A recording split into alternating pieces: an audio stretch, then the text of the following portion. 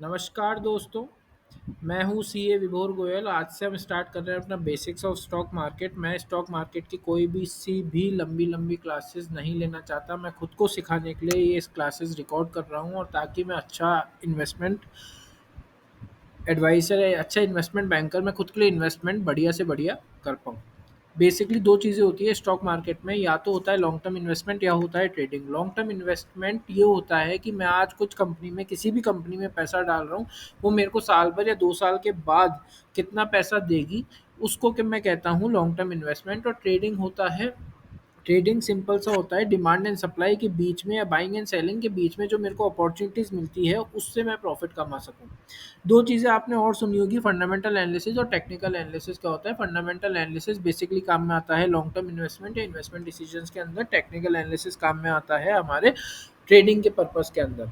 अब सपोज़ करो किसी भी कंपनी में आप पैसा डाल रहे हो फॉर अ लॉन्ग टर्म, कि हाँ, मेरे को साल या 2 साल के बाद अब मैं ये अपना इन्वेस्टमेंट उठा के देखूँगा, जस्ट लाइक इन एफडी, कि हाँ, 2 साल 4 साल तक मैं नहीं देखूँगा। तो किसी भी कंपनी में इन्वेस्टमेंट करने से पहले, जस्ट लाइक आप एफडी की भी तो रिसर्च करते हो कि 7% देगी, 8% देगी, सीनियर पर्सन को इतना देगी या 6% देगी। ऐसे ही हम कुछ भी एनालिसिस, अपना पैसा हार्ड एंड मनी किसी कंपनी में डाल रहे हैं, तो हम थोड़ा बहुत रिसर्च करके तो डालेंगे कि वो कंपनी क्या है, क्या प्रोडक्ट या सर्विस बनाती है, उसका प्रोडक्ट या सर्विस की आगे फ्यूचर में डिमांड कैसी है, उसका बैलेंस शीट, उसकी सेल्स कैसी है, उसकी प्रॉफिटेबिलिटी कैसी है, उसका कैपिटल एक्सपेंडिचर कैसा है, उसका कंपनी का मैनेजमेंट कैसा है, कंपनी को चलाने वाले लोग कैसे हैं, क्या कंपनी पे किसी भी गवर्नमेंट पॉलिसी का फ़र्क पड़ेगा या नहीं पड़ेगा, उसके कैश फ्लोज कैसे हैं, उसके असेट्स कितने हैं, उसके रिजर्व्स कितने हैं। इन सब चीज़ों की पढ़ाई को या एनालिसिस करने को हम कह देते हैं फंडामेंटल एनालिसिस। जो कि लोग बाग समझते हैं कि यार ये क्या होता है फंडामेंटल एनालिसिस। फंडामेंटल एनालिसिस कुछ नहीं होता, अपनी चीज़ में पैसा, किसी अपना पैसा किसी भी चीज़ में डालने के लिए उस चीज़ की जांच परख करने को कहते हैं fundamental analysis.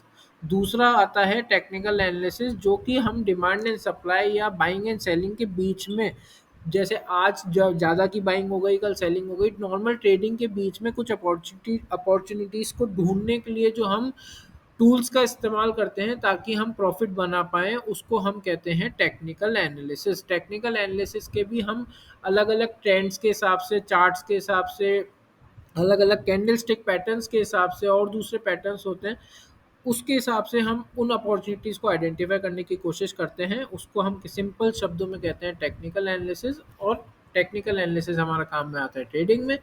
Fundamental analysis basically काम में आता है हमारे इन्वेस्टमेंट में। अगर हम फंडामेंटल एनालिसिस के साथ-साथ टेक्निकल एनालिसिस करते हुए किसी कंपनी में इन्वेस्टमेंट करते हैं, तो इससे बढ़िया चीज़ कोई हो ही नहीं सकती, क्योंकि वो इन्वेस्टमेंट फ्रूटफुल ही होना है। आपने टेक्निकल एनालिसिस के साथ-साथ किसी कंपनी में देख लिया कि यार ये फंडामेंटली स्ट्रॉन्ग है, इसका शेयर और लॉन्ग टर्म पीरियड पे रख लो, तो डेफ़िनिटली उसका रिज़ल्ट बेटर होगा। ये होती है नॉर्मली 1 घंटे की क्लास, 50 मिनट की 1 घंटे की क्लास। मैंने शॉर्ट फॉर्म में 3 से 4 मिनट में इसको कवर अप करने की कोशिश करी है। होपफुली आपको पसंद आए।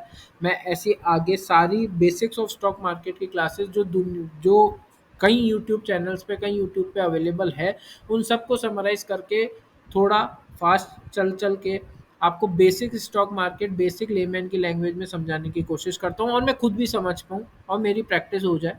यही है मेरे इस यूट्यूब चैनल का मेन मोटिव। थैंक यू दोस्तों, मिलते हैं नेक्स्ट क्लास में।